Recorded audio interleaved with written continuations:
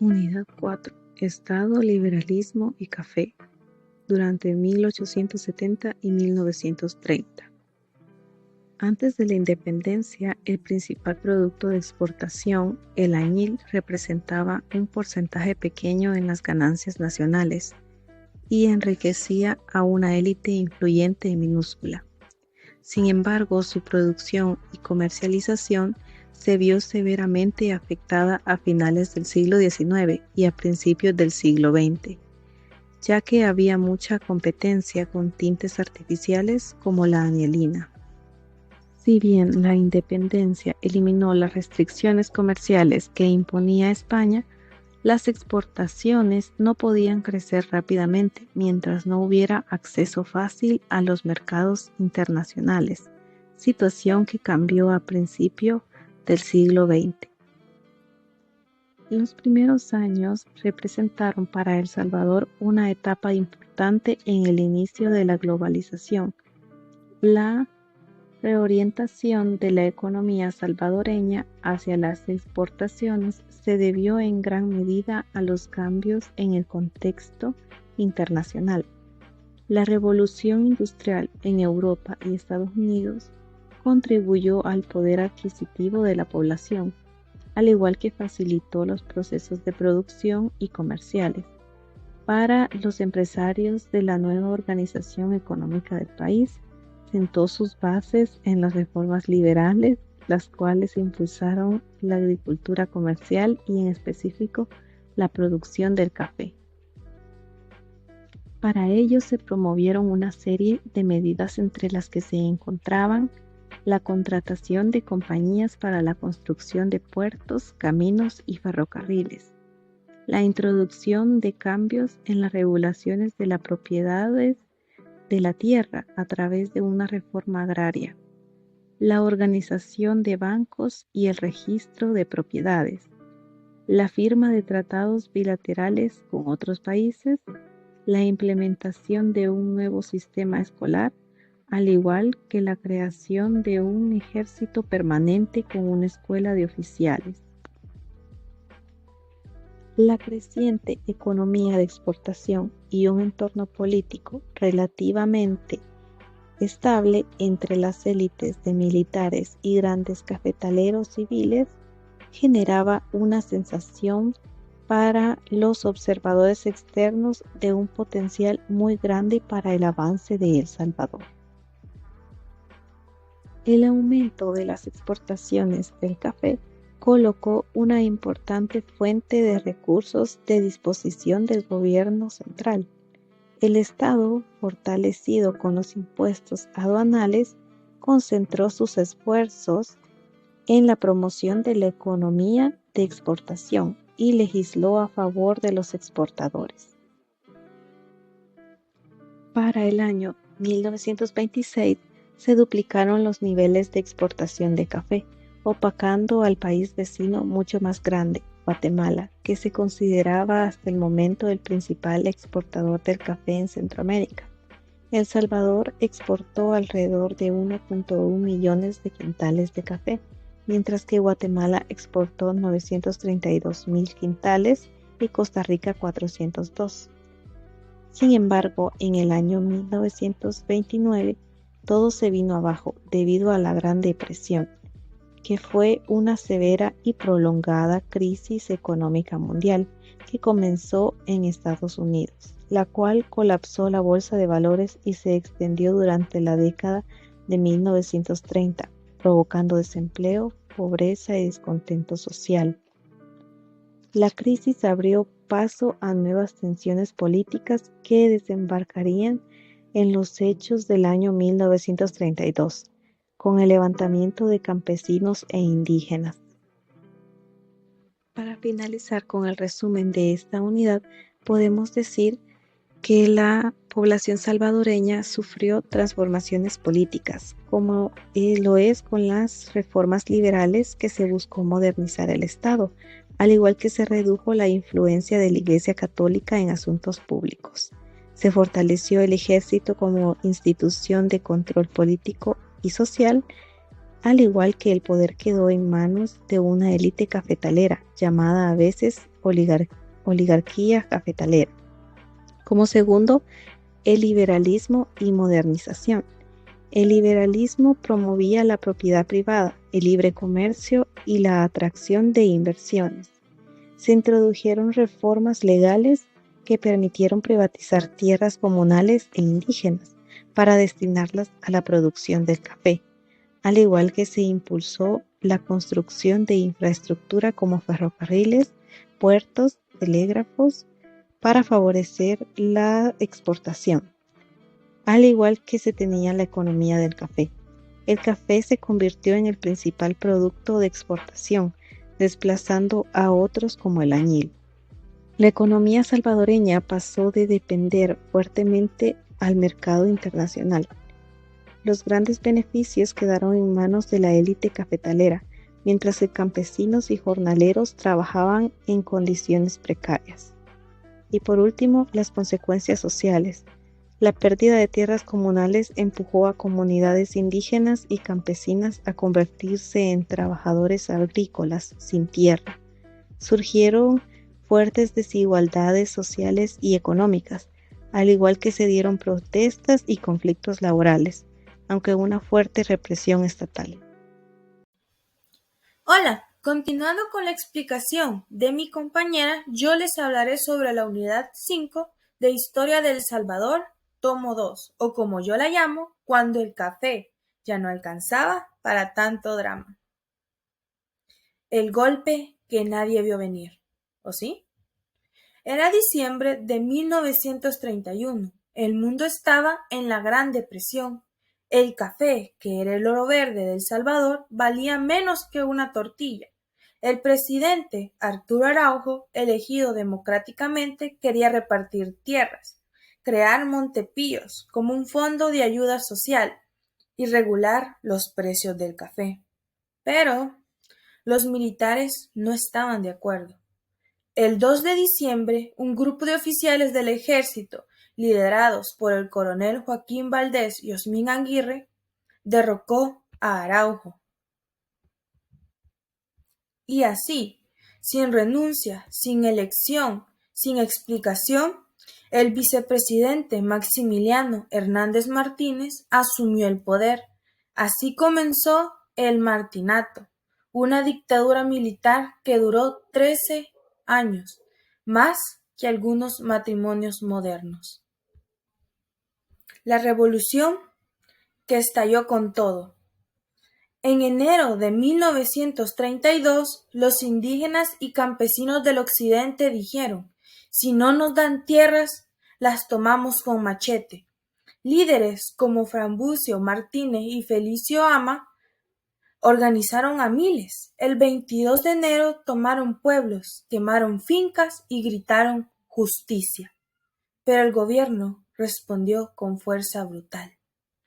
El ejército, la Guardia Nacional y hasta vecinos armados masacraron a más de 30,000 personas.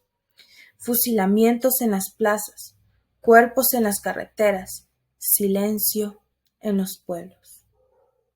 Fue la revolución campesina indígena. Pero el gobierno no les dio las gracias, les dio balazos. Miles murieron. Fue una masacre, una de las páginas más tristes de nuestra historia. Y el general Hernández Martínez dijo: orden establecido, ahora sí, a cultivar café. El general que quería ser Dios. Durante su gobierno, el general creía que en el espiritismo, el yoga y el café. Decía que podía detener las epidemias con la mente y mientras tanto, el país se iba a la quiebra. Pero también modernizó el ejército, creó la Fuerza Aérea, construyó carreteras y escuelas rurales, aumentó el presupuesto militar al 20% del total y reprimió a opositores, cerró periódicos y prohibió partidos políticos. Dictador sí, pero con obra pública. Este era un régimen de hierro con guante de seda, de progreso y represión, de orden y miedo. El pueblo se cansó. Los estudiantes de la Universidad de El Salvador dijeron basta. Los obreros dijeron basta. Las abuelas dijeron basta. En abril de 1944, multitudes salieron a las calles y así, con protestas, huelgas y mucho coraje, el pueblo derrocó al general. El general Hernández Martínez renunció y huyó en avión. Fue la primera huelga nacional, una victoria del pueblo y el inicio del fin del militarismo absoluto. El Salvador quiere ser moderno. Tras la dictadura, El Salvador quiso ser moderno. Se formó la Constitución de 1950, se crearon instituciones civiles, se amplió la educación y en 1951 nació el Mercado Común Centroamericano, MCCA. ¡Vivan los tratados! ¡Vivan los impuestos! El MCCA unió a Guatemala, El Salvador, Honduras, Nicaragua y Costa Rica. Se eliminaron aranceles, se crearon industrias y se impulsó el comercio regional. Pero un momento, parecía que Centroamérica sería una sola nación. Pero llegó el fútbol, la guerra de las 100 horas. El Salvador versus Honduras, 0-0 en el campo, 1-0 en la guerra. Todo empezó por un partido de fútbol, pero terminó con tanques, bombas y refugiados. Fue la guerra de las 100 horas, corta pero intensa, como un noviazgo adolescente. Del 14 al 18 de julio de 1969, El Salvador invadió Honduras. Bueno, no fue exactamente por el fútbol, sino que estas son algunas de las causas reales. Migración salvadoreña a Honduras. Migraron más de 300,000 personas. Conflictos fronterizos, nacionalismo exacerbado. Salvadoreños expulsados de Honduras. El sueño centroamericano se rompe. Más de 100,000 salvadoreños fueron expulsados. El MCCA se suspendió y el sueño de una Centroamérica unida se desvaneció. ¿Qué fue lo que aprendimos? Que la historia no se repite, pero sí rima. De la dictadura aprendimos que el poder sin control es peligroso. De la masacre, que el pueblo también tiene voz y machete. De la guerra, que los conflictos no se resuelven con balas. Y del café, bueno, que sin café no hay país. Ahora mi compañera les seguirá explicando un poco más sobre la unidad 6. Muchas gracias. Crisis social, conflicto armado y nuevas realidades posacuerdo de paz. Unidad 6. Capítulo 30. El inicio de las crisis. La década de los 70 en El Salvador fue un periodo marcado por la inestabilidad y el desencanto. Los fraudes electorales de 1972 y 1977 cerraron la posibilidad de una alternancia pacífica en el poder. El sistema político quedó en manos del oficialismo y la oposición perdió mucha confianza en la vía democrática. El problema de la tierra se convirtió en el epicentro de las crisis. Las mejores tierras estaban en manos de unos pocos terratenientes, mientras que miles de campesinos apenas sobrevivían como jornaleros. Los intentos de reforma agraria fueron frenados por la resistencia de los sectores económicos más poderosos, lo que aumentó la tensión social. Al mismo tiempo, la represión contra estudiantes, sindicalistas y organizaciones populares provocó más la radicalización. Así comenzó a crecer los grupos guerrilleros que buscaban un cambio armado.